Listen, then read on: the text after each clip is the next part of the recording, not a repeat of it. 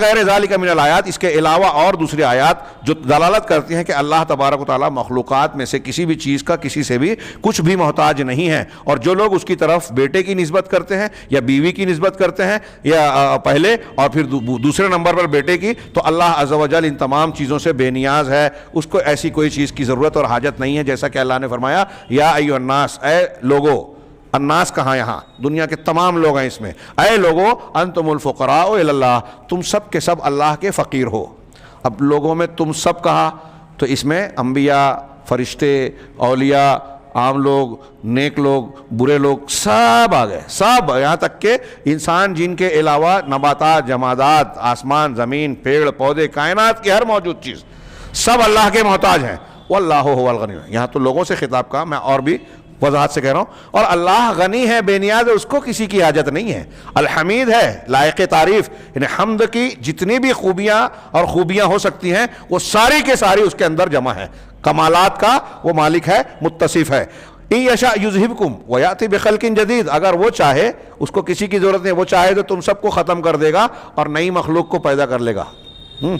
ایک جگہ حضرت عیسیٰ اور حضرت مریم کی الوہیت کا رد کرتے ہوئے کہا کہ تم ان کو پوچھ رہے ہو، وہ دونوں کھانا کھاتے تھے، مطلب حاجت تھی۔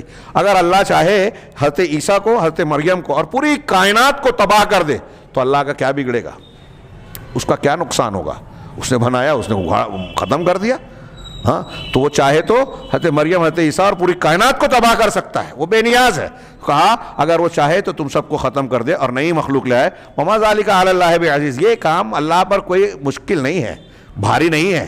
ہاں اللہ رب العالمین کے لیے کوئی بھاری اور مشکل بات نہیں ہے۔ چنانچہ نتیجہ کیا نکلا کہ اللہ عز و جل ایسی ذات ہے کہ نہ اس کی کوئی نظیر ہے، نہ اس کا کوئی ہمسر ہے، نہ کوئی بیٹا ہے، نہ بیٹی ہے، نہ کوئی اس کا شریک ہے، کوئی بھی پارٹنر اور شریک نہیں ہے، نہ عبادت میں کوئی شریک ہے، نہ پیدا کرنے میں کوئی شریک ہے، نہ روزی دینے میں، نہ زندہ کرنے میں، نہ موت دینے میں، کوئی بھی شریک نہیں ہے۔ یہ جتنی چیزیں ہم نے مانی، اگر کوئی کہہ رہا ہے شیخ عبد القادر جیلانی جو ہے ان کی تعریف و توصیف میں قلم اور یہ روشنائی ختم ہو جائے گی، اور وہ جو ہے مردے کو زندہ کرتے تھے، لوح محفوظ کو بدل دیتے تھے، وہ جس کو چاہے بخشوا لیں گے، اگر یہ سب مان رہے تو وہ اللہ رب العالمین کو کا شریک ٹھہرا رہا ہے۔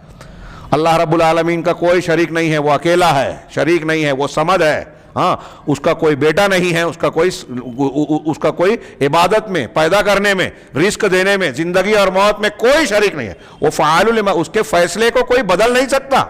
یہ کہتے ہیں کہ پیر صاحب جو ہے وہ لڑ جائیں گے قیامت کے دن اور اللہ کا فیصلہ بدلوا لیں گے۔ وما قدر اللہ حق قدری، اللہ کی قدر اور تعظیم پہچانے ہی نہیں، جانے ہی نہیں۔ اللہ رب العالمین کے سامنے تو فرشتے اور انبیاء بولنے سے ڈریں گے، بغیر اجازت کوئی زبان نہیں کھولے گا۔ یہ قرآن میں موجود ہے، کہاں سے پڑھتے ہیں سنتے ہیں یہ لوگ؟ اس طرح کی بکواس اور جرأت مندانہ باتیں اللہ کی شان میں گستاخی والی کرتے ہیں۔ کہا کہ بلکہ اللہ رب العالمین ہی پوری کائنات کی ہر چیز کا متصرف ہے، سب اس کے تصرف اور قابو میں ہے۔ ہاں وہ اکیلا ہے، اس کا کوئی شریک نہیں، سارے کاموں میں وہ تنہا ہے۔ چنانچہ ان لوگوں کا یہ قول باطل ہے جو کہتے ہیں کہ مشرکین ان بتوں کو، بزرگوں کو پکارنے کی وجہ سے، انبیاء اور فرشتوں کو پکارنے کی وجہ سے کافر نہیں ہوئے، ہاں اور فرشتوں سے استغاثہ یا نیک اور صالح لوگوں سے فریاد مانگنے کی وجہ سے کافر نہیں ہوئے۔ یہ ان کی بات غلط ہے، کیونکہ یہ فریاد رسی کرنا، دعا قبول کرنا، رد کرنا، نقصان نفع پہنچانا، بیمار کو شفا دینا، ہاں رزق دینا، ہاں زندگی اور موت دینا، سب اللہ کا کام۔ اب آپ دوسرے سے مانگ رہے ہو تو اللہ کی بات دوسرے سے طلب کر رہے ہو، جو اختیار اللہ کا ہے وہ کسی اور سے مانگ رہے ہو۔ کہا وَإِنَّمَا كَفَرُوا لِأَنَّهُمْ مَجَّدُوا الْمَلَائِكَةَ، بلکہ ان لوگوں نے کفر کیا اس لیے کہ انہوں نے فرشتوں کی تمجید کی، ان کو اللہ کے جیسا بزرگ مانا اور کہا کہ اللہ کی فرشتے اللہ کی بیٹیاں ہیں۔ شیخ نے جواب یہ دیا کہ ان کا یہ کہنا کہ فرشتے اللہ کی بیٹیاں ہیں یہ مستقل کفر ہے۔ لو کانوا من اہل، اگر وہ توحید والوں میں سے ہوتے، ہاں ما اشرکوا فی العبادہ، ہاں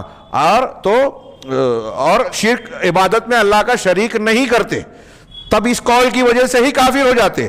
ہاں ولما قالوا هذا، جب انہوں نے یہ بات کہی اور اللہ کے علاوہ کسی کی عبادت نہ کرتے تب بھی کافر ہوتے، اور اللہ کی بیٹیاں نہ کہتے، انہوں نے پکارا تب بھی کافر ہے۔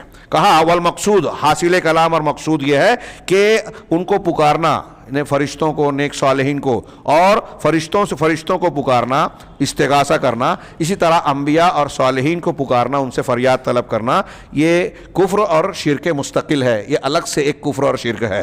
اور اللہ کی طرف بیٹی یا بیٹے کی نسبت کرنا، یہ بھی شرک اور کفر ہے۔ چنانچہ ان لوگوں نے، مشرکین مکہ نے، کئی قسم کے شرک کو اکٹھا کر رکھا تھا اور مختلف قسموں کو جو ہے اپنے عقیدے میں ڈال رکھا تھا۔ نبی صلی اللہ علیہ وسلم نے ان تمام چیزوں پر ان سے قتال کیا،